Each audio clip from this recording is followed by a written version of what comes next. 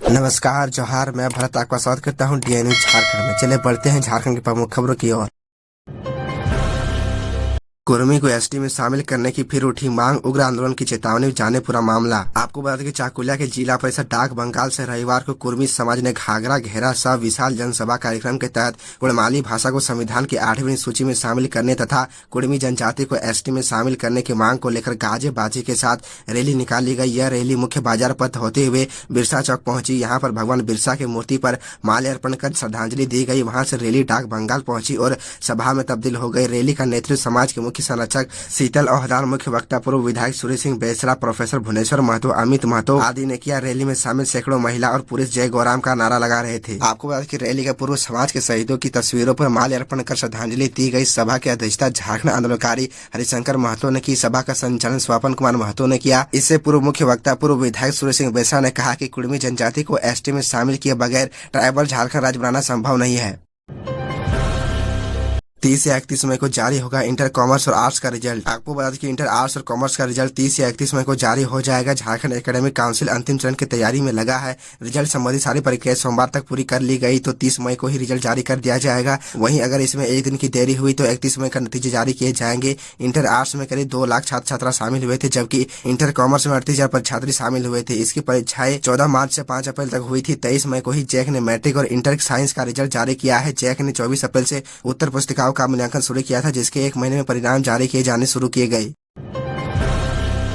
फिर आंदोलन की तैयारी कर रहे झारखंड के सरकारी शिक्षक नियमावली का नहीं हो रहा पालन, जाने मामला। दरअसल आपको बता दें कि झारखंड प्रदेश संयुक्त शिक्षक मोर्चा की बैठक रविवार को हुई। इसमें शिक्षकों के गृह जिला स्थानांतरण के लिए आंदोलन करने का आह्वान किया गया। इस मौके पर शिक्षकों के गृह जिला स्थानांतरण पर चर्चा की गई। मोर्चा के संयोजक विजय बहादुर सिंह ने कहा कि सरकार शिक्षकों के गृह जिला स्थानांतरण को लेकर गंभीर नहीं है, आज तक केवल आश्वासन मिला है। आपको बता दें कि वर्ष 2015-16 में हुई शिक्षक नियुक्ति प्रक्रिया में विसंगति के कारण शिक्षक गृह जिला में नियुक्त नहीं हो सके। उन्होंने शिक्षकों को अंतर जिला स्थानांतरण का एक अवसर देने की मांग की है। बैठक में निर्णय लिया गया कि इस संबंध में जल्द ही मोर्चा का प्रतिनिधि मंडल शिक्षा सचिव से मिलेगा। अंतर जिला स्थानांतरण की प्रक्रिया जल्द शुरू नहीं होने पर शिक्षक आंदोलन करेंगे। खबरों में आगे बढ़ने से पहले आपसे छोटी सी निवेदन है कि अगर आप इस चैनल पर नए हैं तो चैनल को सब्सक्राइब अवश्य कर ले, ताकि झारखंड की हर खबर आप तक पहुंचा सके।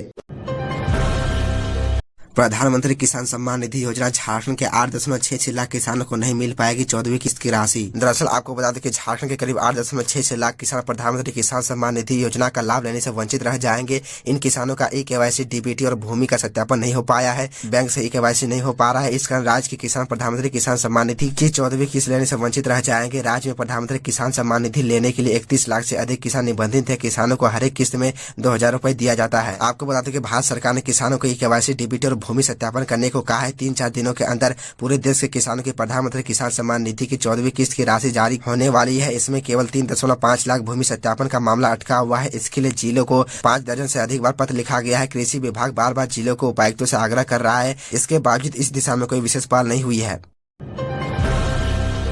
चक्रधरपुर में 36 बड़ी कंपनियां बंद, 1 लाख मजदूरों ने किया पलायन। आपको बता दें कि पश्चिम सिंहभूम जिले के चक्रधरपुर शहर में 36 बड़ी कंपनियां बंद हो गई है, जिससे कारण 1 लाख मजदूर पलायन कर गए हैं। 3 दशक पहले शहर में 40 बड़ी कंपनी संचालित हो रही थी, जो अब घटकर मात्र 4 रह गए हैं। इसमें महज 3,000 मजदूर ही काम करके अपना जीवन यापन कर पा रहे हैं। बीड़ी मजदूरों के बच्चों को छात्रवृत्ति मिलती थी, जो पिछले 5 सालों से बंद हो गई है। मजदूरों का स्वास्थ्य कार्ड तक नहीं बन पा रहा है, जिस कारण उन्हें सरकार द्वारा मिलने वाली दवाएं आदि नहीं मिल पा रही है। मजदूरों की स्वास्थ्य सुविधा के लिए तत्कालीन मुख्यमंत्री अर्जुन मुंडा के कार्यकाल से बनाए जा रहे बीड़ी अस्पताल आज भी लोधो डी में अधूरा है। सरकार की ओर से 10 बेड का अस्पताल चक्रधरपुर में निर्माण कराया जाना था, लेकिन वो अस्पताल अब झुमरी तलैया भेज दिया गया है। बीड़ी कंपनी में काम करने वाले मजदूरों को केवल पीएफ और पेंशन की सुविधा मिल रही है। अब चक्रधरपुर में पंकज बीड़ी कंपनी, पिल्ली बीड़ी कंपनी, टीएम पटेल बीड़ी कंपनी और समाज बीड़ी कंपनी संचालित हो रही है।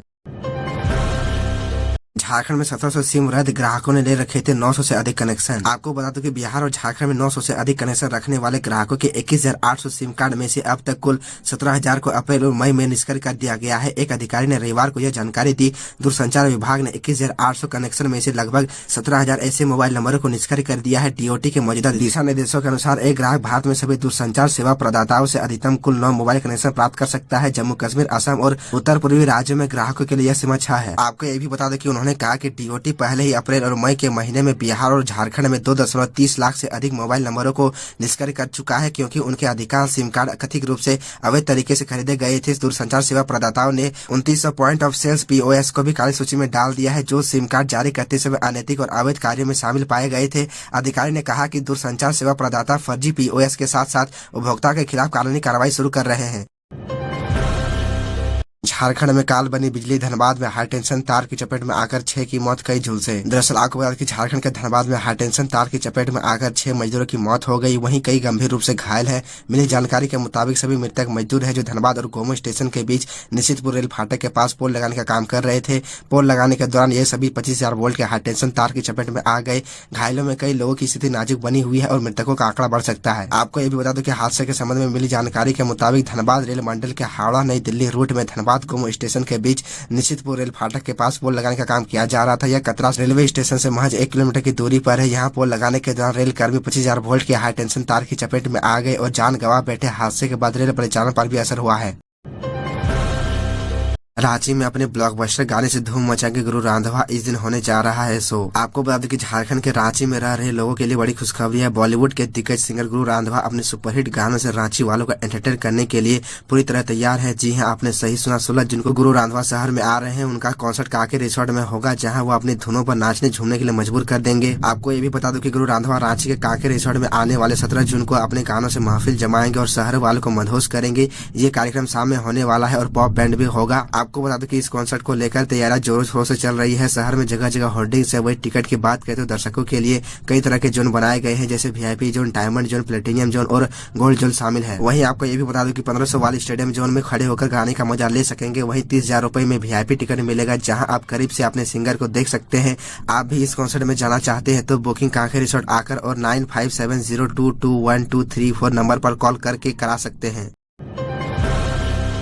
श्रावणी मेले की तैयारी पड़ेगा असर, कई विभागों को फंड मिलने में हो रही देरी, देवघर डीसी ने लिखा पत्र। दरअसल आपको बता दूं कि श्रावणी मेले की तैयारी के लिए विभागों को समय पर फंड नहीं मिल रहा है। नगर निगम व पीआरडी को छोड़कर एक भी विभाग को फंड आवंटन नहीं हुआ है। नगर निगम को 6 करोड़ व पीआरडी को 2 करोड़ रुपए का आवंटन हुआ है, लेकिन कांवड़ियों की सुविधा के लिए स्वास्थ्य विभाग, पीडब्ल्यूडी, पीएचईडी, गृह विभाग, ऊर्जा विभाग से अब तक फंड नहीं मिल पाया है। समय पर फंड नहीं मिलने पर इन विभागों द्वारा मेले की तैयारी पर असर पड़ सकता है। आपको ये भी बता दूं कि मेला क्षेत्र की कई सड़कों का काम पीडब्ल्यूडी से कराई जानी है। स्वास्थ्य विभाग से दवाइयां समेत अस्थायी अस्पताल, पीएचडी से कांवरिया पथ व बीएड कॉलेज में शौचालय व पेयजल पूर्ति का काम कराया जाना है। ऊर्जा विभाग से मेंटेनेंस व विद्युत सामग्री की खरीदारी सहित गृह विभाग से पुलिस जवानों के रहने की व्यवस्था की जाएगी। श्रावणी मेले की तैयारी के लिए 4 विभागों में करीब 50 करोड़ रुपए का डिमांड मुख्यालय भेजा गया है। तो यह थी झारखंड की टॉप बड़ी खबरें, और इसी तरह झारखंड की छोटी सी बड़ी खबरों को देखने के लिए आप हमारे चैनल DN न्यूज झारखंड को सब्सक्राइब कर ले और बेल आइकन को प्रेस कर ले, जिससे आपको झारखंड की हर छोटी बड़ी खबरों के अपडेट आप तक पहुंचता रहे।